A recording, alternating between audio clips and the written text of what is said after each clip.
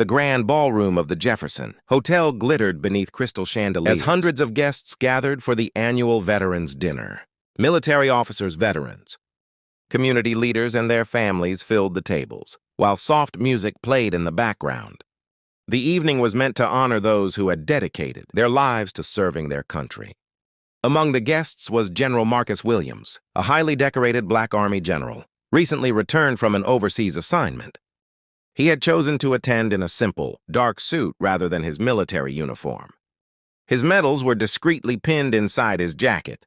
Marcus spent the evening speaking with elderly veterans and thanking their families. Near the entrance, Officer Daniel Carter was assigned to security. When Marcus stepped outside to take an important phone call, Carter followed him. "Sir, I need to see some identification."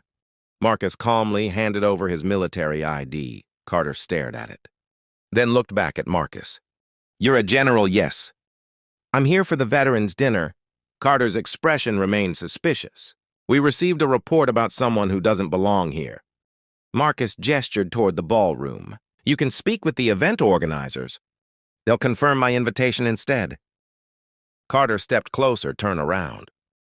Marcus frowned. "Officer, there's clearly been a misunderstanding. Please verify my identification first." Carter grabbed his arm and placed handcuffs around his wrists.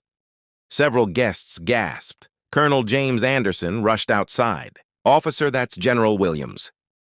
Carter ignored him and began escorting Marcus toward a police vehicle. Marcus remained calm. "Colonel, please don't escalate this."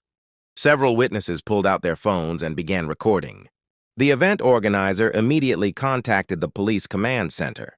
Within minutes, Marcus's identity was confirmed. The dispatcher asked Carter, "Are you telling me you've detained General Marcus Williams?" Carter hesitated. "I was responding to a suspicious person report." "Release him immediately and remain available for questioning."